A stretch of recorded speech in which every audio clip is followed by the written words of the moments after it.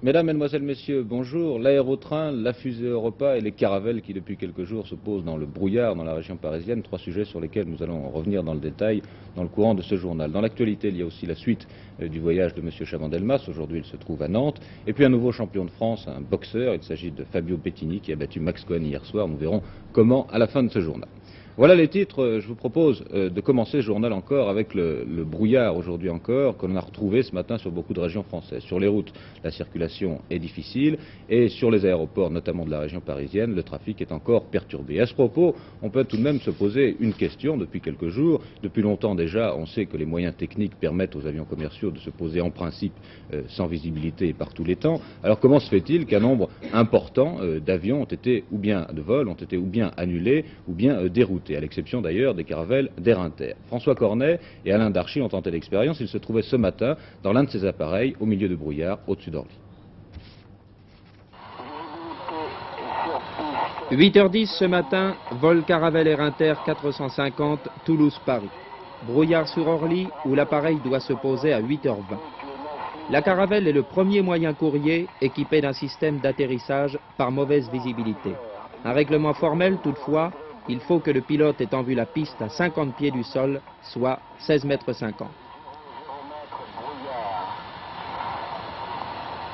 C'est un système très astucieux qui est branché sur le PA et voyez qui donne un pilotage qu'aucun homme ne peut faire. Hein. Mais moi je n'ai qu'à surveiller et le cas échéant, s'il y a quoi que ce soit, je reprends l'affaire en main.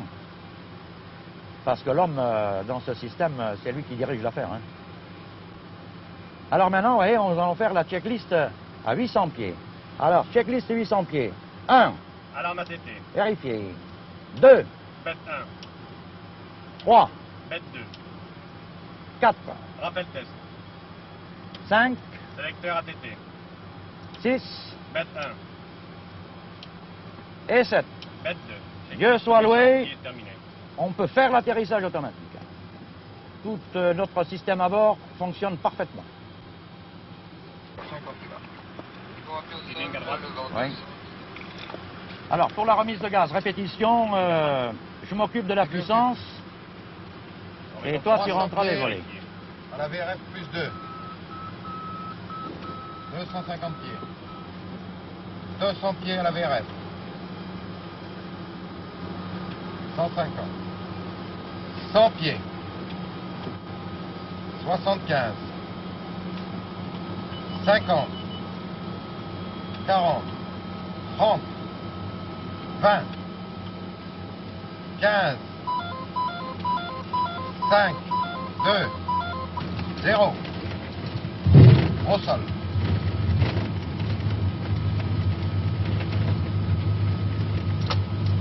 Alors, je coupe les automanettes.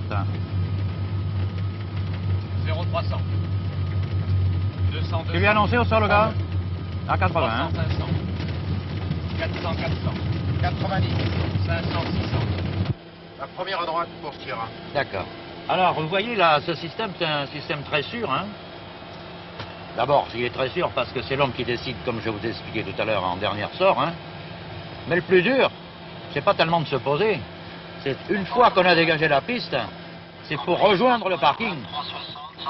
Ouais, dans le brouillard, on n'y voit pas grand-chose, hein.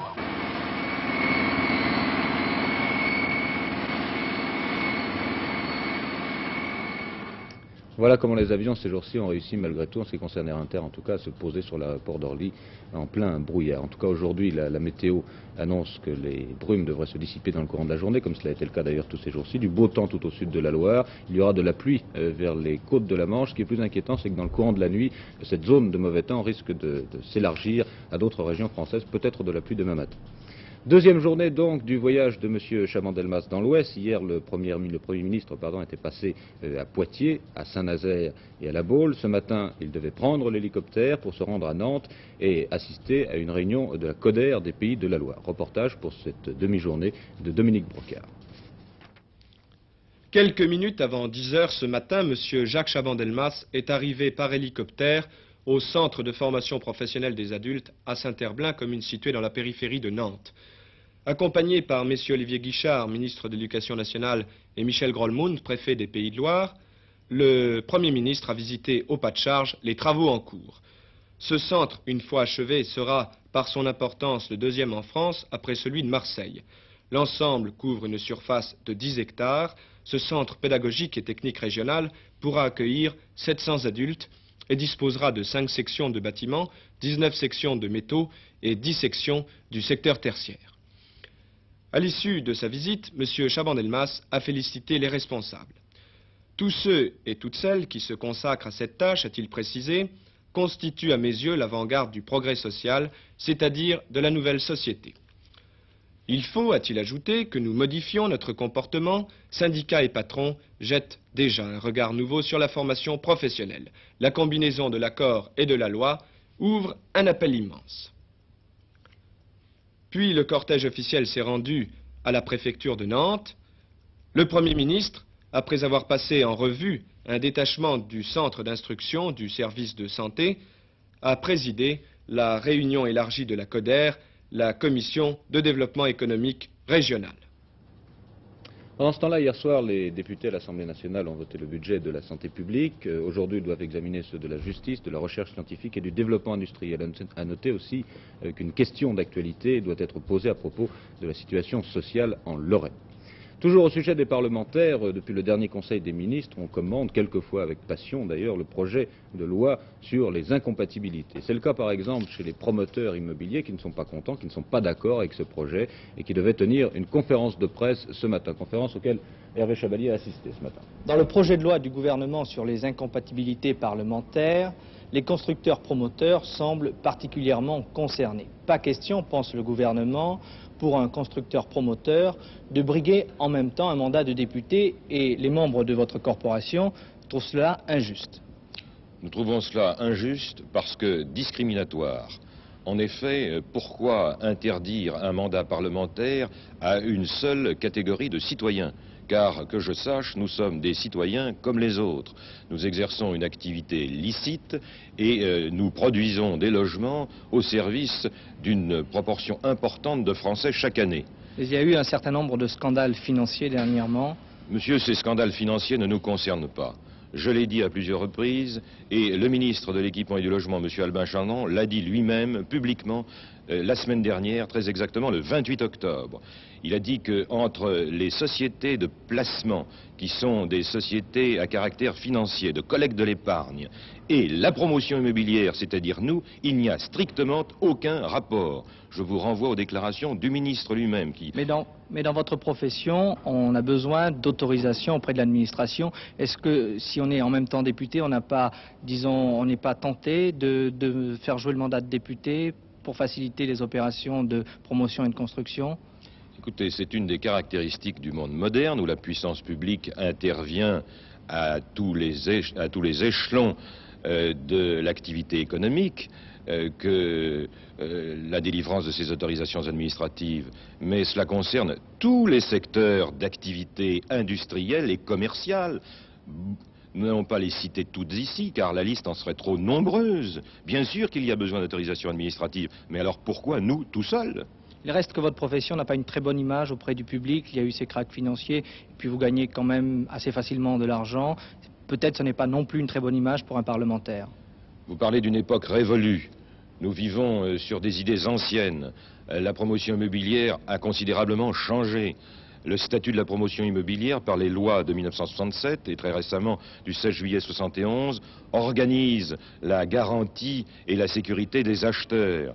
Et puis, je vous dirais aussi que j'ai signé le 20 septembre dernier avec le gouvernement un contrat de progrès qui a pour but fondamental d'organiser justement encore davantage la construction privée dans ce pays. Alors pourquoi, à quelques semaines de la signature de ce contrat, cette mesure discriminatoire qui conduirait à faire des seuls promoteurs, des citoyens de seconde zone et à les enfermer dans un véritable ghetto civique? Là, je pose la question.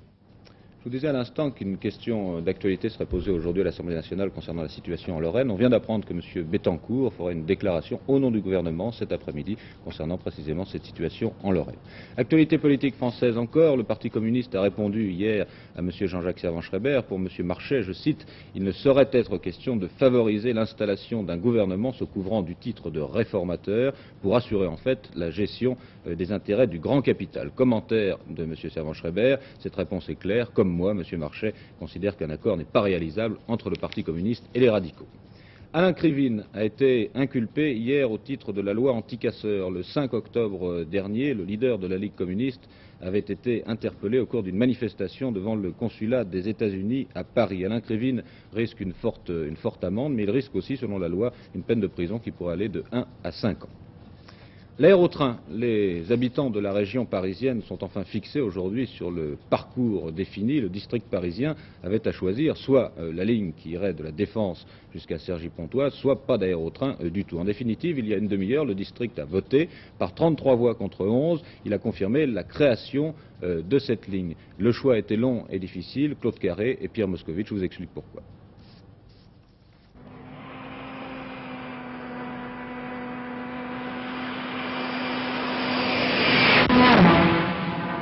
250 km/h. Depuis 6 ans, cet aérotrain expérimental fait des allers et retours solitaires près d'Orléans. Moyen de transport ultramoderne, il est maintenant parfaitement au point. Reste une question, va-t-on bientôt construire une première ligne commerciale? Le gouvernement a dit oui.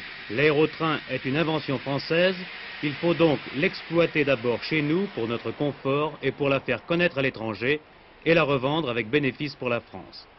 Une ligne sera donc créée près de Paris, Cergy-Pontoise, La Défense. Mais après la décision du gouvernement, le district parisien, qui s'occupe de l'aménagement de toute la région parisienne, doit donner son accord. L'avenir de l'aérotrain se joue donc ici, dans cette salle, au conseil d'administration du district.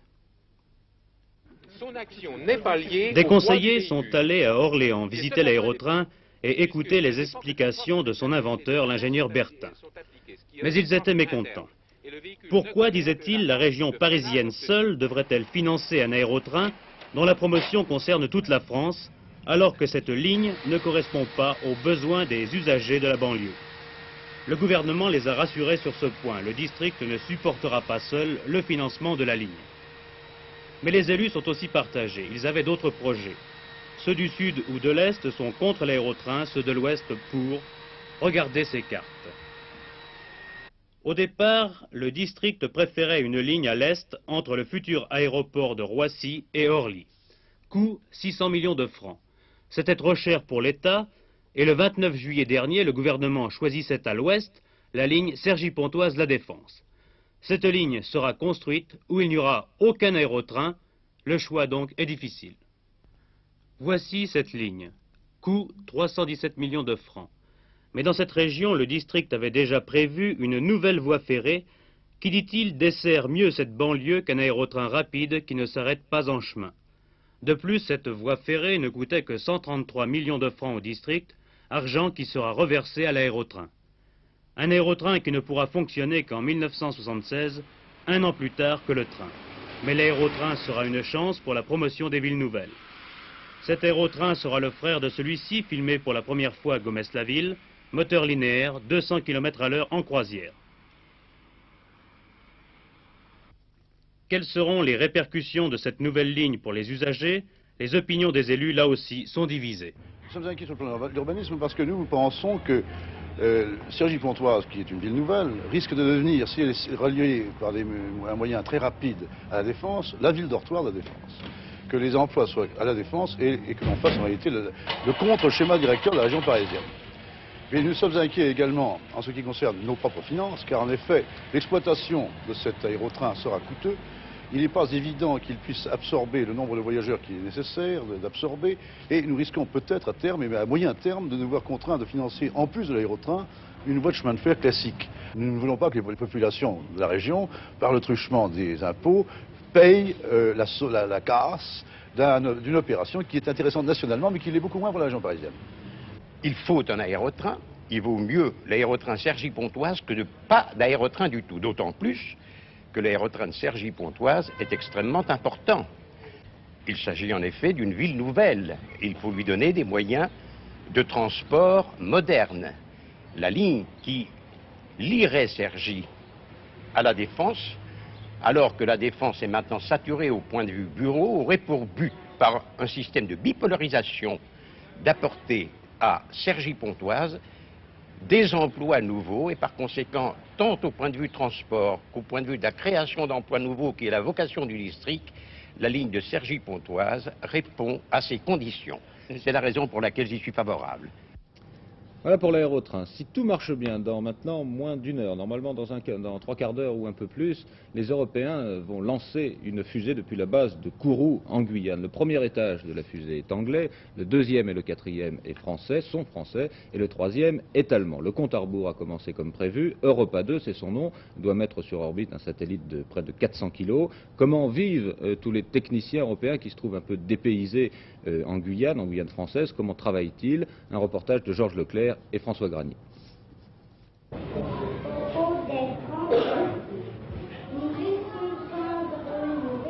Personne n'a rien à dire. Nous laissions. Alter, depuis combien de temps tu es ici en Guyane? Je suis 2 ans ici. Ton papa est de quelle nationalité? Allemand. Et ta maman? Mexicaine. Quelle langue tu parles chez toi à la maison? Espagnol et allemand. Et le français, tu le parles maintenant? Oui, à l'école. Voilà. Depuis l'arrivée en Guyane de l'Europe spatiale des fusées, l'ELDO, les écoles de Kourou sont remplies d'enfants comme le petit Walter. À 10 ans, ce sont tous des génies polyglottes. Leurs parents sont les savants et les techniciens installés depuis 2 ans en Guyane pour construire la fusée européenne. Ils viennent de 7 pays différents et travaillent ensemble pour la réussite du projet Europa 2. Il s'agit d'une fusée dont les étages sont successivement anglais, français, allemand et italien, dont les équipements sont belges, hollandais ou australiens. À leur arrivée, ces savants et ces techniciens ont dû franchir beaucoup d'obstacles avant de se consacrer à leur fusée. L'installation, la langue, le dépaysement, le climat, tous ces facteurs sont multipliés par 10 en Guyane. Malgré les salaires élevés, malgré le travail passionnant, ce déplacement massif a posé de nombreux problèmes aux dirigeants de l'Europe spatiale lorsqu'ils ont choisi la base équatoriale de Kourou en Guyane en raison de sa position favorable près de l'équateur. Oui, ça nous a posé quelques problèmes dans le sens que nous avons amené des familles étrangères, non françaises ici. Sur ces familles, il y en avait un certain nombre qui s'étaient déjà dépaysés une fois pour rejoindre l'ELDO à Paris, qui avaient déjà donc passé une fois par le cycle de s'installer dans un pays français. Et c'est par exemple le cas de notre famille. Et dans ce cas, ça a posé pratiquement aucun problème, puisque en Guyane, la langue est française, les écoles sont pareilles qu'en métropole. La Guyane étant un département d'outre-mer, le problème était très simple, sauf peut-être le climat très différent. Par contre, par ailleurs, nous avons amené ici des familles qui venaient directement d'Angleterre, ou même d'Australie, d'Allemagne, d'Italie. Et pour ces familles-là, il y avait un certain problème de s'habituer d'une part à la langue. Certaines de ces familles savaient à peine le français, avaient pris quelques cours avant, arrivaient ici avec leurs enfants, qu'il fallait intégrer dans l'école sur place. On peut dire que maintenant, tout le monde s'est bien établi et bien installé ici en Guyane. Et je constate même que notre personnel qui vit ici est très heureux et se sent très à l'aise à Kourou. Intégrés enfin dans le contexte guyanais, savants et techniciens commencent le vrai travail. Good, you can instruct the guards to block the main road and permit the convoy to pass.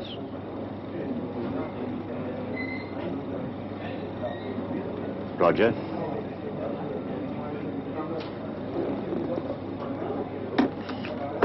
Alors, je suis Major Smith. Je suis le chef de sauvegarde ELDO ici en Guyane. J'ai une équipe qui comprend les gens de plusieurs langues. J'ai M. Boydos ici qui est mon adjoint. Il est français. J'ai aussi les Anglais et les Allemands. Quel est votre travail, M. Smith? Je suis responsable pour toute la sécurité du travail sur la base. Et aussi, j'ai un intérêt sur la part d'ELDO, sur la question de sécurité en vol. Voilà, tous ces hommes sont prêts. Depuis 2 ans, ils attendent cet instant avec angoisse, car de la réussite ou de l'échec du tir de cette fusée Europa 2 dépend l'avenir de l'Europe spatiale, l'avenir du centre de Kourou, mais aussi leur propre avenir. Je vous le rappelle, en principe, cette fusée Europa 2 doit prendre son envol à partir de 14 h. La fenêtre, comme on dit entre guillemets, des conditions idéales pour l'envol est fixée entre 14 h et 18 h. Encore une information de dernière minute et qui concerne la vie politique française. M. Jeannet vient d'annoncer qu'il démissionnait de l'UDR et de la présidence du Conseil général de la Haute-Saône. Commentaire de M. Jeannet, ainsi, je reprends ma pleine liberté d'être éventuellement en 1973 candidat devant le suffrage universel comme bon me semblera. Les nouvelles de l'étranger, un attentat a été commis la nuit dernière contre l'ambassade de Grande-Bretagne au Vatican. Une bombe avait été placée sur l'une des fenêtres de l'immeuble, un passant a été blessé. Sur un mur, on a retrouvé les initiales de l'armée républicaine irlandaise, l'IRA. En Autriche, 3 détenus ont réussi à s'évader d'un pénitencier. Ils avaient pris 4 otages avec eux. Vous voyez sur cette photo l'un des évadés prenant la fuite avec à ses côtés un magistrat qui faisait partie des otages. Depuis, les détenus ont libéré ces otages, mais eux, ils courent toujours. Mutinerie également dans une autre prison, cette fois-ci aux Pays-Bas, à Groningue. Une quarantaine de prisonniers s'étaient révoltés. Finalement, ils se sont rendus aux forces de l'ordre vers 1 h du matin. L'actualité sportive avec de la boxe, un nouveau champion de France, Fabio Bottini, qui a battu hier soir à Perpignan le tenant du titre, Max Cohen, dans la catégorie poids moyen. L'essentiel du match avec Maurice Olivari. Juste retour des choses, semble-t-il, hier soir à Perpignan pour Fabio Bettini, le challenger en culotte claire sur votre écran, face à Max Cohen, une rencontre en 12 reprises, titre en jeu, celui de champion de France des poids moyens. Les deux hommes se sont déjà rencontrés le 4 juin dernier à Marseille. Bettini avait échoué. Selon lui, il s'agissait alors d'une injustice. Challenger, le poulain de José Jover le fut plus que jamais hier soir. Dès la seconde reprise, après le round d'observation, Bettini avance sur un Cohen quelque peu crispé et est dérouté par la mobilité de son adversaire. Malgré une garde très serrée et quelques bonnes rentrées au corps du champion de France, Bettini use largement de son droit et parvient à conserver la distance nécessaire. Il faudra attendre le 9e et 10e round pour voir Cohen reprendre quelques minutes la direction des opérations par de très belles séries à la face, un réveil tardif qui ne pouvait cependant ébranler la volonté de revanche de Bettini. Au cours des 2 dernières reprises, les choses seront très confuses. Cohen, le visage très marqué, tentera courageusement, mais sans y parvenir, de refaire son handicap. Au total, un combat très correct, une nette victoire de Bettini, nouveau champion de France des poids moyens, et la perspective pour lui d'affronter le champion d'Europe qui sortira de la prochaine rencontre, Boutier-Sterling.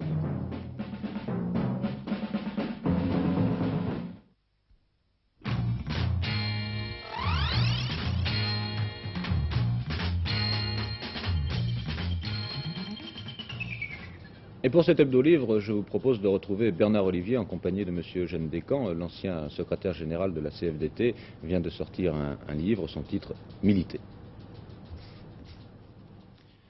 Vous racontez tout d'abord que vous êtes le fils d'un militant cégétiste, vous avez un oncle communiste, oui, et que vous refusez par exemple de faire votre première communion. Or, quelques années après, vous êtes à la JOC, à la Jeunesse ouvrière catholique, et on dit dans votre entourage que vous avez retourné votre veste. Oui. Ça vous gêne, cette critique? Non, absolument pas, absolument pas. Il est certain que lorsque j'étais tout jeune enfant, dans une famille qui était militante à la CGT ou au Parti communiste ou au Parti socialiste, l'Église me paraissait très liée au patronat et très liée aux intérêts privés. Et en même temps, étant enfant, je n'avais pas du tout d'intérêt pour ce qui était religieux. Or, lors de mon entrée au travail, le mouvement de jeunesse qui s'est le plus intéressé à mes problèmes, qui s'est préoccupé de mes difficultés de jeune travailleur, c'est incontestablement la JOC. Alors de ce fait, je suis devenu militant de la JOC, mais dans un quartier très populaire, où très peu de personnes étaient pratiquantes, ceci apparaissait un peu un retournement de veston. Mais alors, deuxième retournement, si j'ose dire, votre engagement chrétien vous amène dans un syndicat chrétien, la CFTC à l'époque.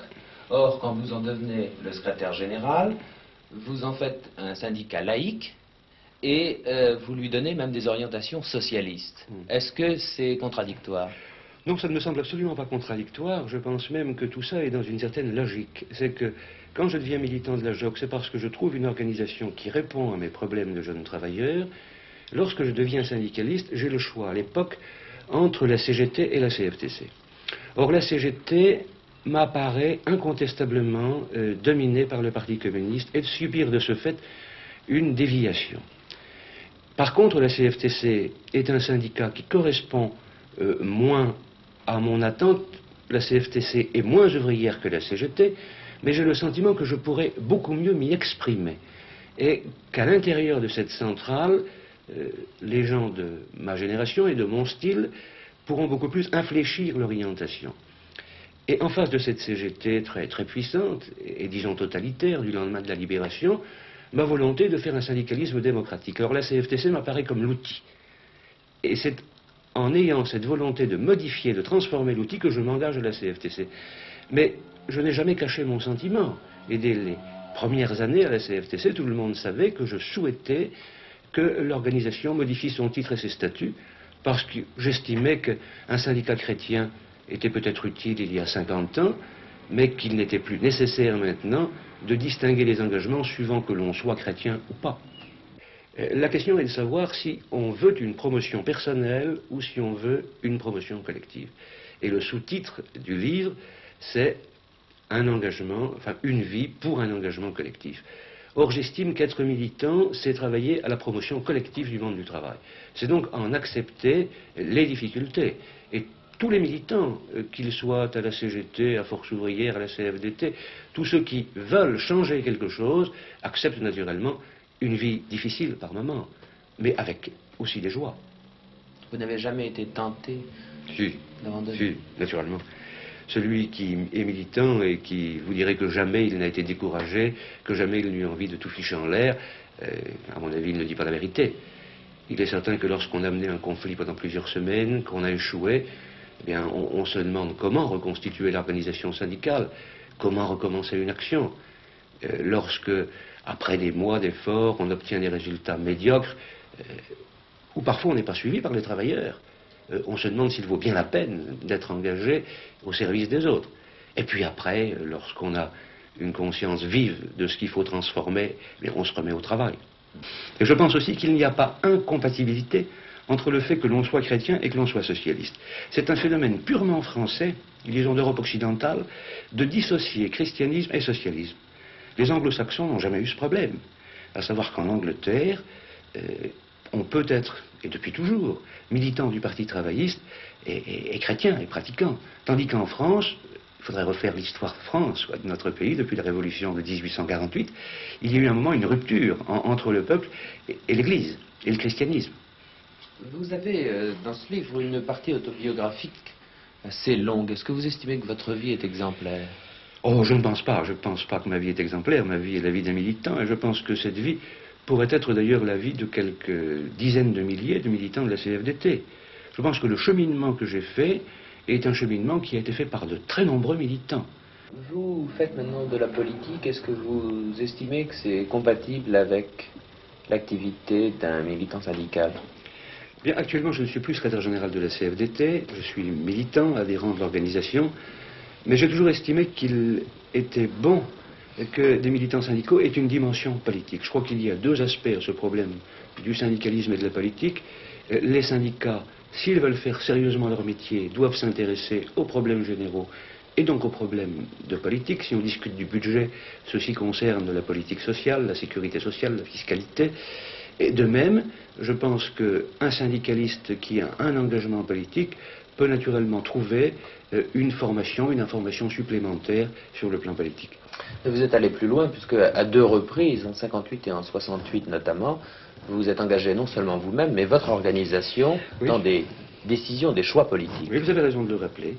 Je crois que la différence qu'il y a entre le syndicalisme ouvrier et le syndicalisme patronal, c'est que le syndicalisme patronal est surtout un syndicalisme de défense, disons d'intérêt matériel, alors que le syndicalisme ouvrier a toujours été porteur d'idéaux, que ce soit la défense de la paix, l'action pour la décolonisation, la défense de la démocratie. Et dans le cas de 58, comme d'ailleurs pendant la guerre, dans la résistance, et comme en 68, le syndicat intervient alors dans la vie publique pour dire attention, il y a des risques d'atteinte à un certain nombre de valeurs, d'exigences démocratiques, et voilà ce que nous pensons, nous syndicats, et voilà pourquoi nous sommes prêts à nous engager, à nous battre.